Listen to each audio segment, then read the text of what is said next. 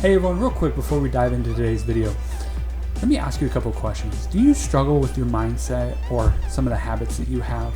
Or are you currently seeking to learn and grow and getting as much personal development in your life as possible but don't know where to begin? If that sounds like you or someone you know, please send me a message on Facebook or Instagram. Or you can email me at chris.mccarthy@genesis2revelations.com. And I'd be more than happy to have a conversation with you to see where I can help you. With that, let's jump into today's video.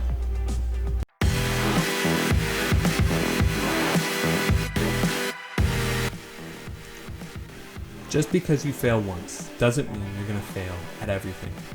Marilyn Monroe. Welcome everybody to the podcast. Today is episode 32.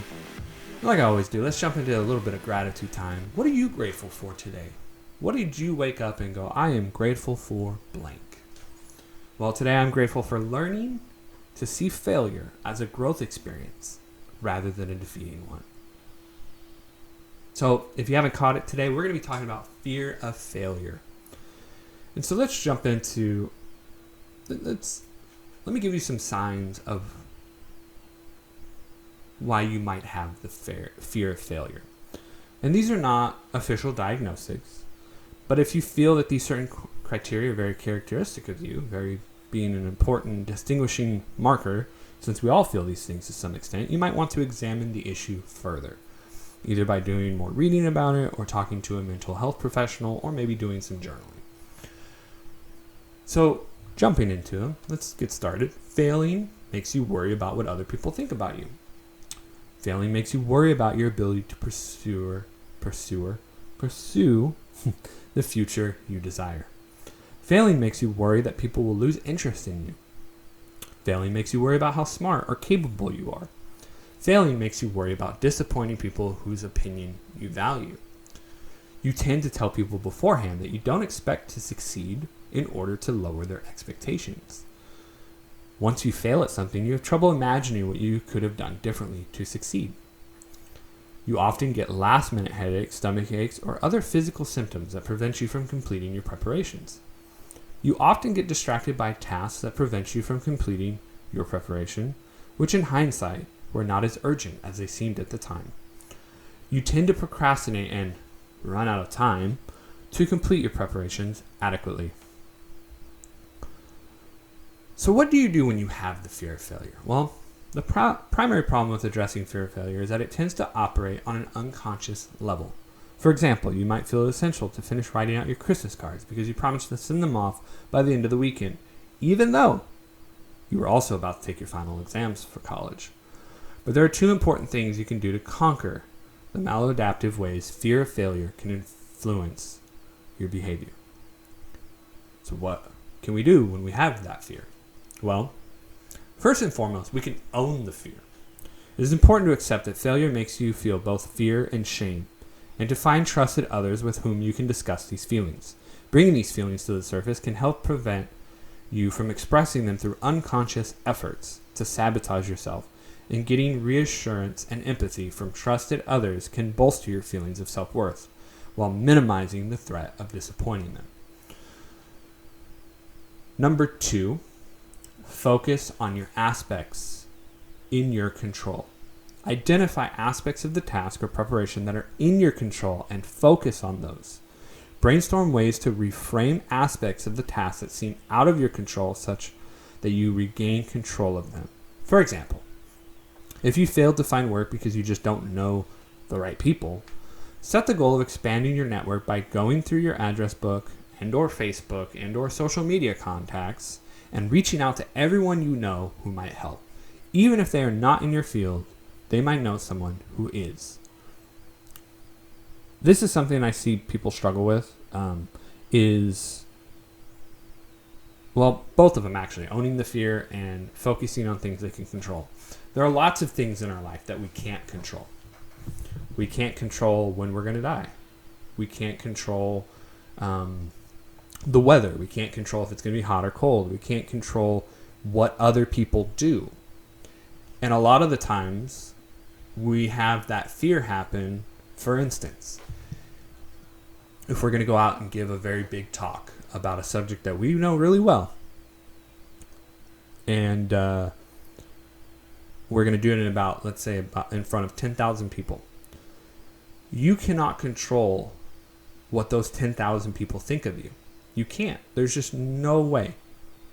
You can walk out there. You can say what you have to say. You can control what you're going to say, how you're going to say it, what information you present. You can control what clothes you wear. You can control how your hair looks. You can control a lot of aspects. But that's a very small amount of what you can control. You can't control if it's going to rain that day. You can't control the 10,000 people and how they think. You can't control the guy who's sitting in the front row who had a bad experience at Starbucks and now feels in a shitty mood and is probably not going to receive your stuff very well. You can't control the chairs in the audience and how, if they feel comfortable or not. You can't control the temperature of the room. There's so many things you can't control. There's so many variables. But yet we continue to focus on them. And it causes anxiety. It causes the fear to rise. And by those things coming up through the unconscious efforts to sabotage ourselves, we start to doubt ourselves. We start to fear that people are not going to like us. And all of those other fears that I mentioned, they start to come to the surface. Well, own the fear. Own it. Everyone has fears. I'm sure when Gary Vaynerchuk walks up on the stage, there's a little bit of fear in him. I would not be surprised. But he knows how to own it. He knows how to control it in a way that if somebody doesn't like his stuff, he don't give a fuck. Like, to be honest, I knowing from what I've seen of Gary Vee on his stuff, he doesn't.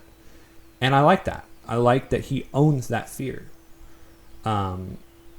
There's lots of people that I know, that I listen to, that I watch, that they're human, just like us. They have fears. They have things that they're, working on. But they have learned to control what they can control, and they've learned to let go where they can't. And that is one of the biggest things with fear. You have to learn to let go of what you cannot control. I believe that once you learn to do that, you will learn to own your fear, and you will learn to really accept that you can only do what you can do. Going back to the fears here, I know for me, one of the biggest ones that I am still dealing with, I'm going to share this with you. This is the failure. Failing makes me worry about my ability to pursue the future I desire. Self-doubt, self-worth. I have that fear. It comes in. I have been learning to control it. And it's one of those things that it's there. There are a couple others in here that I have had, and they rear their ugly head every once in a while. But we're all human. We all have fear. Fear is a part of us. It's natural. It's wired into our brain. It's just nowadays, we have irrational fears. Things that really hold us back that are irrational. Like, oh my gosh, if I walk outside with this shirt, are people going to laugh at me? If I wear this hat, am I going to look stupid? If I don't get an A on this test, are people going to make fun of me? If I don't have the new Nikes, are people going to judge me for being poor? Or whatever fear we have. These are all irrational. Are you going to die from them? No. It boggles my mind that we do so much to try to counteract these fears, these irrational fears, and it cripples us because of just simple things. And I had somebody message me the other day, and they asked me why I don't dress up. Why don't you wear a suit or a nice shirt and a tie to look more professional? I couldn't help but laugh, because for me, I'm comfortable wearing jeans and a t-shirt. Honestly, I don't give a shit if I'm not wearing professional attire and you think that I don't know what I'm talking about. That doesn't bother me, because I do not have the fear of being judged by others because I'm not looking the part. I'm not pleasing people with the eye candy of looking all business attire. No, I don't care about that. Because the point is, I can't control what other people are thinking about me. And it made me laugh because the older version of me probably would have been like, well, maybe I should start wearing a suit and tie. Maybe I should start, looking the part. But that's not what it's about. Because fear is here in your mind. And that's where you have to fight it. And that's where you have to really overcome it. You can put on a mask of business clothes. You can put on a mask of a uniform or an athlete uniform or whatever it is to try to cover up that fear. But it's always going to be there until you own it and you become more in control of what you can control. So let's hop into some Q&A time here.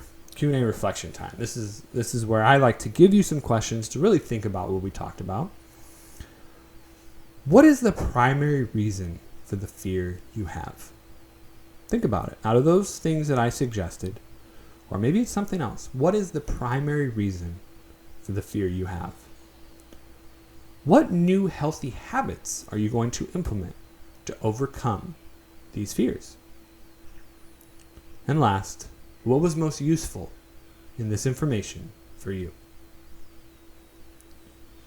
So this was one of the 4 topics I put up on Instagram poll. This one actually got the second most. I was really surprised that this one didn't get number 1. But hey, maybe it was just the people that were voting. But I'm really glad that people took the time to really vote on these things and give me good information on what I should be putting out for you guys. So if you don't follow me on Instagram already, it's Chris McCarthy GTR. And go ahead, and if you don't follow me, that's cool. I understand. But I'm really trying to put out as much content for you guys, much helpful information. And so I do these polls to figure out what content to put out next. What will help you overcome a lot of the mindset things that you guys are dealing with. And I really enjoy doing this. I really like hearing the comments from you guys, the messages about how this is impacting you, how it's helping you. It makes me feel like it's really getting out there and resonating. And so I just want to thank you guys for everyone that's been sharing the posts, that have been listening to the podcast. Without you, I'm just a guy talking into a mic. And so, again, I appreciate you guys. I'm thankful that you guys are sharing the podcast, that you guys are sharing this stuff out there to help others. It means a lot to me. Thank you. And so with that, I hope you guys have a wonderful day and see you next episode.